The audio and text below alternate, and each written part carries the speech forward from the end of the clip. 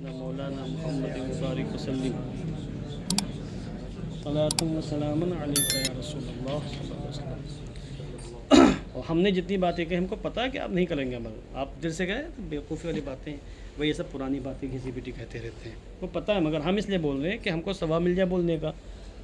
عمل کریں چاہے نہ کریں، آپ اللہ توفیق دے آپ کو عمل کرنے کی، کر رہے ہیں تو اور مزید جذبات پیدا فرما دیں، سمجھے، ہمیں سب پتہ ہے۔ حروف جارہ کی گفتگو چل رہی ہے جس میں آپ خوش نصیب ہیں، سعادت مند ہیں کہ سات حروف جارہ کی تفصیلات سے آگاہ ہو چکے ہیں۔ کتنے؟ سات باب آپ عبور کر چکے ہیں۔ ابھی کتنے باب باقی ہیں؟ ابھی 13 دروازے ہیں حروف جارہ کے، ان میں داخل ہونا، سمجھنا ہے، ایک ایک چیز کو چیک کرنا ہے کہ یہ حرف جر کس کس معنی میں استعمال ہوتا ہے۔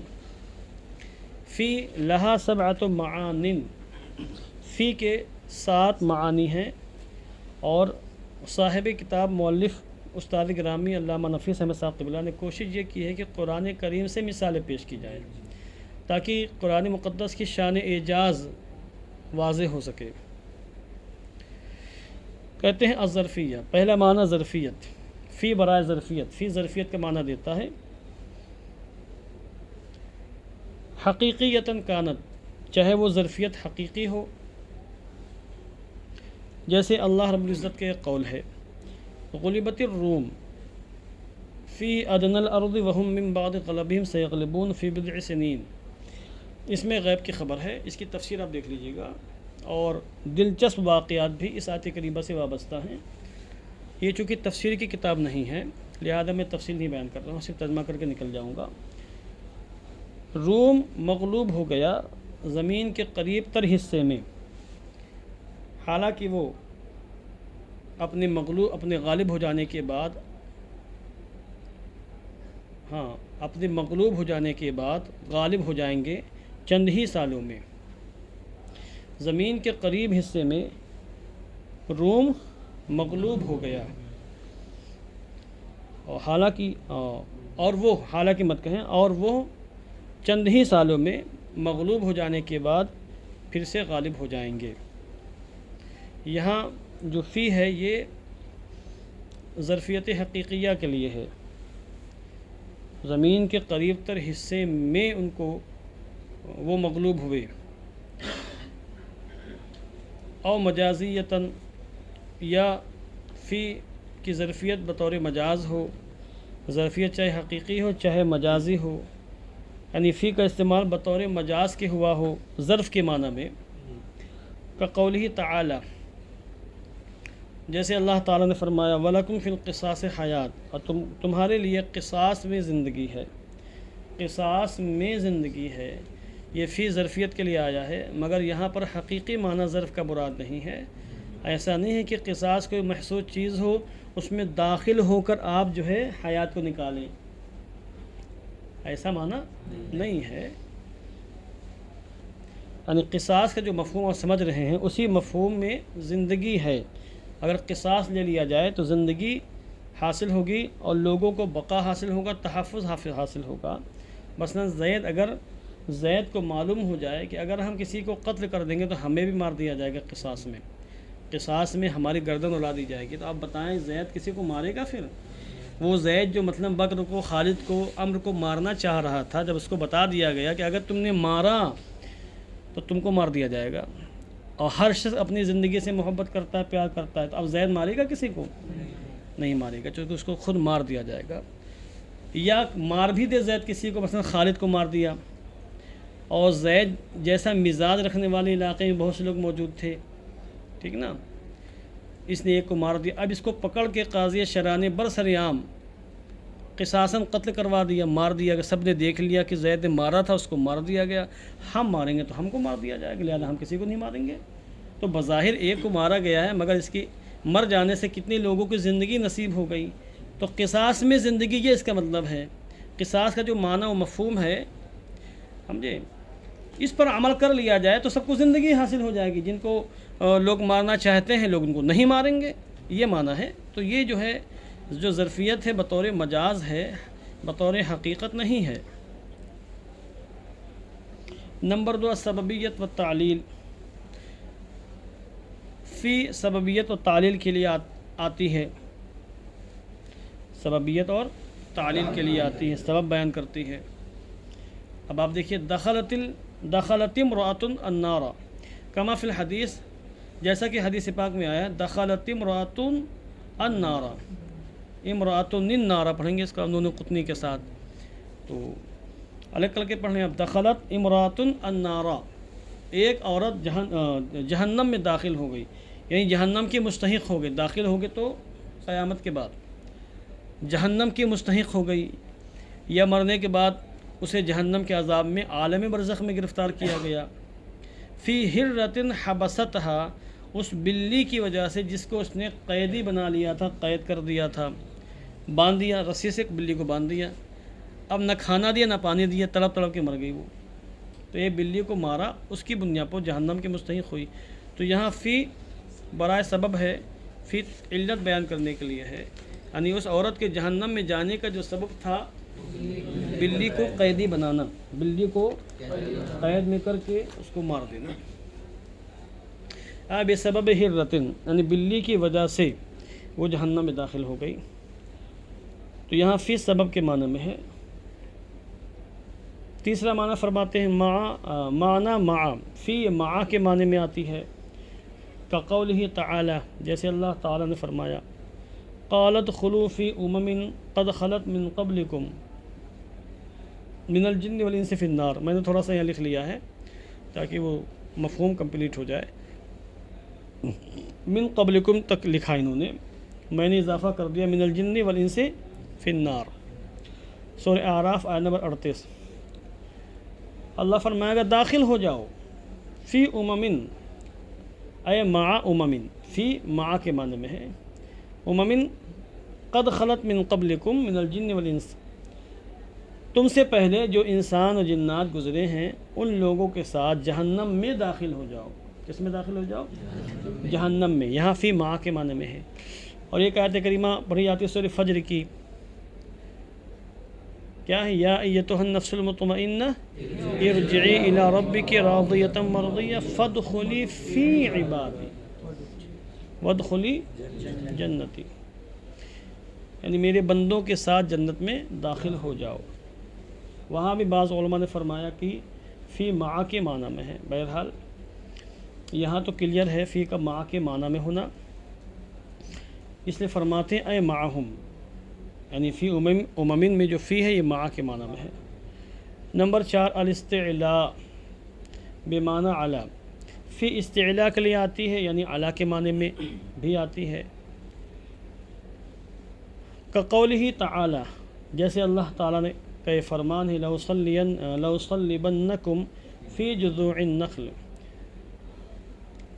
میں ضرور بضرور تمہیں کھجور کی تنوں میں، کھجور کے تنوں پر سولی پر لٹکاؤں گا۔ جذع کی جمع جزو ہے، جو تنا ہوتا کھجور کا نچلا حصہ ہوتا ہے، اور کھجور کی باڈی کہہ لیجیے آپ اس کو جذع سے تعبیر کرتے ہیں، تو کھجور کے تنوں پر میں تم کو ضرور پھانسی پر لٹکا دوں گا، سولی پر لٹکا دوں گا، سولی دے دوں گا۔ صلب یصلب کا معنی ہوتا ہے صلیب پر لٹکانا، سولی دے دینا، تو یہاں پر فی علی کے معنی میں ہے۔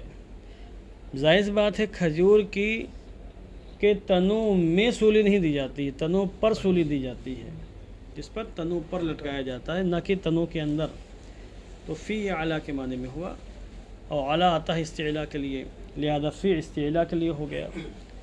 یہ 4 معنی ہوئے۔ 5واں معنی دیکھیں المسابقہ، فی برائے مسابقت، فی مسابقت کو بیان کرتا ہے۔ مسابقہ کا معنی تو مقابلہ کرنا، رسہ کشی کرنا۔ اب یہ کون سا فی ہے، اس کے بارے میں تھوڑی سی وضاحت کر رہے ہیں یہ کہ فی برائے مسابقت کا معنی کیا ہوتا ہے۔ وہی الواقعۃ بین مفضول سابق و فاضل لاحق، یہ وہ فی ہے جو مفضول سابق اور فاضل لاحق کے درمیان واقع ہوتا ہے، آتا ہے، داخل ہوتا ہے۔ ان 2 چیزیں ہوتی ہیں اور 2 چیزوں کے بیچ میں یہ فی داخل ہوتا ہے، اور فی یہ بتاتا ہے کہ مجھ سے پہلے جو ہے وہ مفضول ہے، میرے بعد جو ہے وہ فاضل ہے. آپ یوں کہہ لیجئے مجھ سے پہلے جو ہے وہ مفضل ہے، وہ مفضل علیہ ہے، جو بعد میں ہے وہ کیا ہے؟ مفضل ہے. اس لیے پہلے والے کو مفضول سابق سے تعبیر کیا اور بعد والے کو فاضل لاحق سے. فاضل کا معنی جس کو فضیلت دی گئی ہو، ترجیح دی گئی ہو، اور مفضول جس پر ترجیح دی گئی ہو. وہ چونکہ پہلے ہے اس لیے وہ سابق ہو گیا، اور جس کو ترجیح دی جاتی ہے وہ بعد میں آتا ہے، لہذا اس کو فاضل کہا انہوں نے. اب ترجمہ یہ ہوگا کہ فی مسابقت کے معنی میں آتا ہے. یہ وہ فی ہے جو مفضول سابق اور فاضل لاحق کے درمیان میں واقع ہوتا ہے. اب اس کی مثال دیکھیں گے تو بات واضح ہو جائے گی. کقولہ تعالی، جیسے اللہ تعالیٰ کے فرمان عالی شان ہے، فما متاع الحیات الدنیا فی الآخرۃ الا قلیل. پس دنیاوی زندگی کا ساز و سامان آخرت کے مقابلے میں نہیں ہے مگر بہت کم. آخرت کے مقابلے میں اس کی کوئی حیثیت نہیں ہے.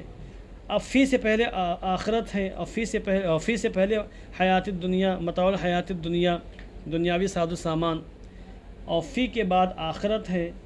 تو یہ فی کیا بتا رہا ہے؟ فرماتے اے بالقیاس علی الآخرہ والنسبت الیہا، یعنی آخرت پر قیاس کرتے ہوئے اور آخرت کی جانب نسبت کرتے ہوئے دنیاوی ساز و سامان انتہائی قلیل ہے.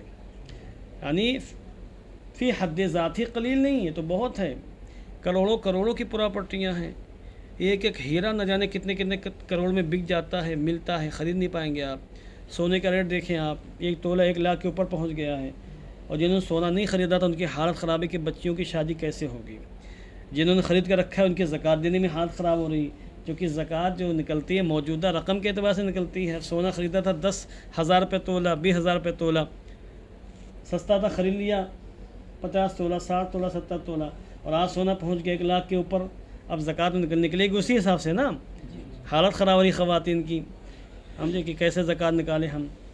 تو فی نفسی ہی تو دنیا کا جو ساز و سامان ہے بہت قیمتی ہے، مگر آخرت کے مقابلے میں اس کی کوئی حیثیت نہیں ہے، کیونکہ یہ بہرحال فنا ہونے والی چیز ہے، چھین لی جائے گی. انسان مر کے یہاں سب چھوڑ کر چلا جائے گا. مگر آخرت کی جو معاملات ہیں وہ دائمی ہیں، سرمدی ہیں، کبھی ختم ہونے والی نہیں ہے. تو کہاں غیر متناہی، کہاں متناہی، کہاں ان لمیٹڈ، کہاں لمیٹڈ، کوئی دونوں میں موازنہ نہیں کیا جا سکتا ہے. تو کوئی حیثیت نہیں ہے. حیثیت اگر ہے تو بہت معمولی قسم کی حیثیت ہے. تو یہ کیا کون بتا رہی ہے؟ فی بتا رہا ہے. یہ سارا معاملہ کون کلیئر کر رہا ہے؟ فی کر رہا ہے.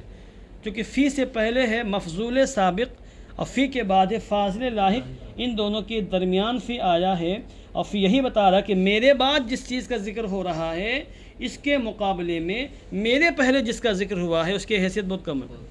سمجھے؟ اب ترجمہ ہوگا آخرت کے مقابلے میں دنیاوی ساز و سامان بہت کم ہے. نمبر 6 معنی الباء.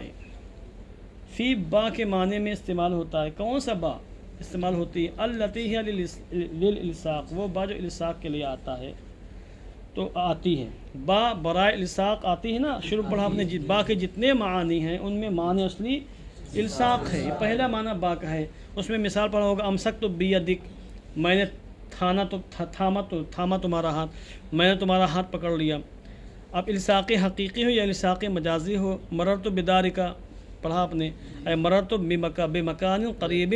ابھی بولتا کیوں نہیں؟ من دارکا، زبان اقدس کو جنبش دیں حضرت. اب کیسے میں کیا کہوں زور والا، اپنی مقدس زبان کو جنبش دیں ذرا. یعنی مررت بمکان قریب من دارکا، کیا وہ بھی ٹھیک ہے یار، وہ بھی ٹھیک ہے، اس سے مطلب نہیں ہے میں قریب کہوں یا یقربو کہوں. بات میں مثال خود دے رہا ہوں سمجھانے کے لیے کہ وہاں پہ الصاق مجازی کی یہ مثال ہے، اور الصاق حقیقی امسک تو بیدک. تو وہ بات جو الصاق کے لیے آتی ہے یہ فی بھی کبھی کبھی اس کے معنی میں یوز ہوتی ہے. جیسے ہوا بصیر فی المسئلہ، اے بصیر بالمسئلہ، وہ مسئلے کو اچھی طرح سمجھنے والا ہے، مسئلے میں صاحب بصیرت ہے. یہاں فی با کے معنی میں ہے، ظرفیت کے لینے کی وہ مسئلے میں گھس کر دیکھ رہا ہے کہ مسئلہ کیسا ہے. نہیں، ایسا نہیں ہے. یعنی مسئلے کو سمجھ رہا ہے، اسے مسئلے کی بصیرت ہے، اسے مسئلے کی بصیرت ہے۔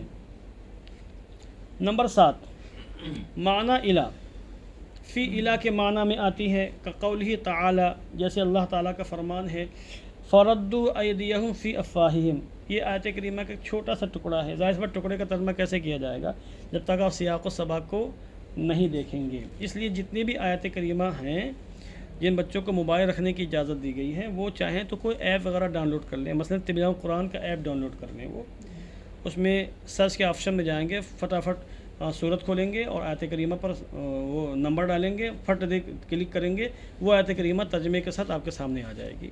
بہت آسان، ابھی میں نے چیک کیا، تھوڑی دیر میں ہم نے اس کو دیکھ لیا کہ کون سی آیت کریمہ کس آیت کریمہ کا ٹکڑا ہے۔ یہ تو ٹائم کی بچت ہے، یہ آسانی، ٹیکنالوجی سے فائدہ اٹھائیں، جائز طریقے پہ فائدہ اٹھا لیں، ناجائز طریقے پر نہیں۔ تو انہوں نے اپنے ہاتھ اپنے منہ پہ رکھ دیے، یہ ترجمہ علامہ غلام رسول سعیدی صاحب نے کیا ہے۔ تو انہوں نے اپنے ہاتھ اپنے منہ پر رکھ دیے، یہاں پہ جو فی ہے الہ کے معنی میں ہے، یعنی انہوں نے اپنے ہاتھوں کو پھیرا اپنے منہ کی جانب، یہ ہاتھ ہے یہ منہ ہے، ہاتھ کو لے جا رہے ہیں منہ کی جانب، یہ کیا ہوا؟ ہاتھوں کا رجوع کرنا ہوا منہ کی جانب، اس لیے الہ کا استعمال ہونا چاہیے، مگر یہاں فی کا استعمال ہوا ہے چونکہ کلام عرب میں فصیح کلام میں فی الہ کے معنی میں آتا ہے، اس وجہ سے یہاں فی الہ کے معنی میں ہے۔